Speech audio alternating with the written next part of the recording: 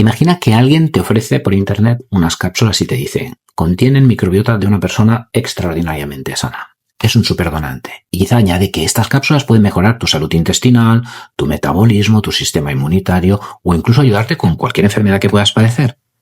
Antes de comprar algo así, hay una pregunta muy sencilla que deberíamos hacernos. ¿Sabes realmente qué te estás poniendo en la boca? Porque cuando hablamos de microbiota fecal no estamos hablando de un suplemento vitamínico. Tampoco estamos hablando de un probiótico. Estamos hablando de un material biológico humano. Un material extraordinariamente complejo que en el caso de la microbiota contiene cientos de especies de microorganismos.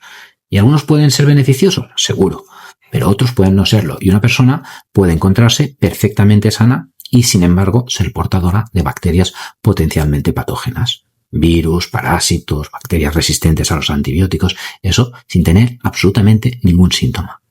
Esto es algo que vemos continuamente cuando seleccionamos donantes de microbiota. De hecho, hay un dato que sorprende mucho. Si empezamos evaluando, imagínate, 100 personas aparentemente sanas, después de realizar todos los controles, el cribado que llamamos nosotros, podemos acabar aceptando como donantes menos de 5. Si menos de 5 de cada 100 y los otros 95 no son enfermos, quiere decir que el 95% van a ser descartados. Simplemente no cumplen todos los criterios necesarios para que esta microbiota pueda administrarse con suficientes garantías a otra persona. Y aquí está probablemente la idea más importante de este vídeo. Estar sano no significa que tus heces sean seguras para otra persona. Porque lo que es inocuo para el donante no tiene por qué serlo para el receptor. Nuestro intestino funciona como un ecosistema. Una persona sana puede tener determinados microorganismos potencialmente problemáticos, pero su propia microbiota los mantiene controlados, es lo que se llama la resistencia a la colonización. Ahora imaginemos que transferimos esos microorganismos a otra persona, una persona que ha recibido muchos antibióticos, o que tiene una microbiota profundamente alterada, o que está inmunodeprimida, o que tiene una enfermedad intestinal sistémica. El ecosistema es completamente diferente y un microorganismo que no causaba ningún problema en el donante pues puede comportarse de una manera muy distinta en el receptor. Un ejemplo especialmente importante son las bacterias resistentes a los antibióticos. Vamos a estar colonizados por ellas sin saberlo, no tenemos fiebre, no tenemos diarrea, no nos sentimos enfermos, pero podemos llevarlas en nuestro intestino con colonizadores. Y si transferimos nuestra microbiota a otra persona, sin los controles que tocan, también podemos transferir esas bacterias resistentes. Por eso seleccionar un donante de microbiota no consiste en decir: esta persona come muy bien, hace deporte, está delgada, parece muy sana. No funciona así. En un banco de microbiota, el proceso empieza con una evaluación clínica muy detallada, se investigan las enfermedades, se preguntan las medicaciones, viajes recientes, hábitos, factores de riesgo, luego se realizan análisis de sangre complejos, análisis de heces y se buscan microorganismos potencialmente patógenos. Se buscan bacterias multiresistentes y en nuestro caso, por ejemplo, evaluamos aproximadamente unos 135 parámetros diferentes, pero incluso después de superar, diríamos, todo este proceso, las muestras todavía no se utilizan, se mantienen en un estado de cuarentena y al finalizar el periodo de donación se vuelve a estudiar al donante. ¿Y por qué hacemos esto? Porque existe lo que llamamos el periodo de ventana.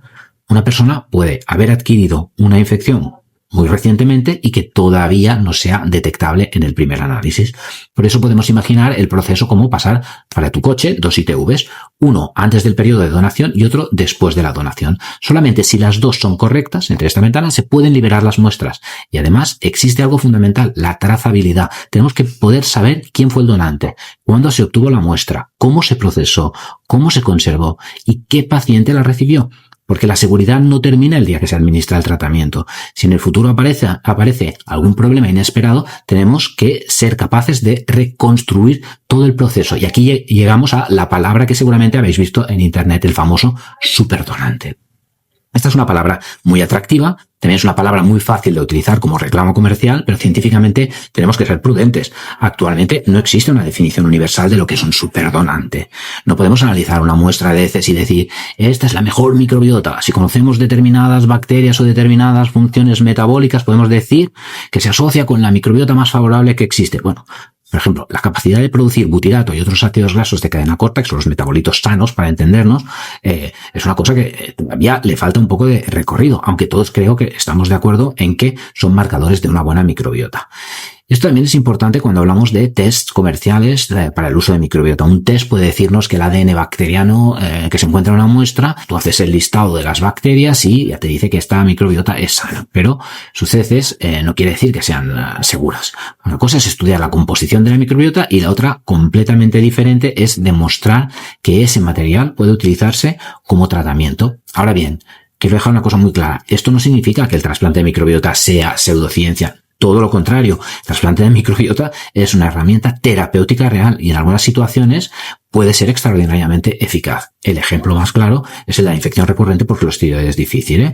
En estos pacientes, el trasplante de microbiota puede conseguir tasas de respuesta muy elevadas y actualmente se está investigando su utilización en muchas otras enfermedades. Pero precisamente porque es una intervención biológicamente potente, debemos tratarla como tal, no convertirla en un remedio casero. Y hay otro error muy frecuente: encontrar una alteración de la microbiota asociada con una enfermedad no significa automáticamente que cambiar la microbiota vaya a curar esa enfermedad. Encontramos asociaciones entre microbiota y obesidad, enfermedades inflamatorias, enfermedades metabólicas, cáncer y muchas otras patologías, pero asociación no significa causalidad y tampoco significa que introducir la microbiota de otra persona vaya a solucionar el problema. Por eso entiendo perfectamente que algunas personas estén impacientes. La investigación sobre microbiota avanza muy deprisa, pero las indicaciones clínicas autorizadas avanzan más despacio. Y esto tiene una razón de ser. Cuando administramos material biológico de una persona a otra, necesitamos un nivel de evidencia y de seguridad muy elevado. Así que, si alguien te ofrece por internet cápsulas procedentes de un supuesto superdonante, hace algunas preguntas. Primero, ¿quién es realmente ese donante? ¿Qué análisis se le han realizado? ¿Qué microorganismos se han buscado? ¿Se han estudiado las bacterias multiresistentes? ¿Se ha repetido el cribado? ¿Las muestras han estado en cuarentena? ¿Cómo se han procesado? ¿Cómo se han conservado? ¿Existe trazabilidad? ¿Quién controla la calidad? Y sobre todo, ¿quién responde si algo sale mal? Si no puedes contestar claramente a estas preguntas, que son el marco regulatorio actual, la respuesta es muy sencilla. No puedes saber cuál es el riesgo que estás asumiendo. Así que mi mensaje final es este: no tengamos miedo al trasplante de microbiota. Es una de las áreas más interesantes de la medicina actual. Yo estoy sesgado, pero es así. Y probablemente veremos nuevas aplicaciones en los años próximos. Pero precisamente porque estamos hablando de una terapia potente, debemos exigir que sea segura, que sea trazable, que esté regulada y que esté basada en la evidencia científica. Microbiota, sí. Microbiota comprada por internet, sin saber realmente qué contiene, absolutamente no.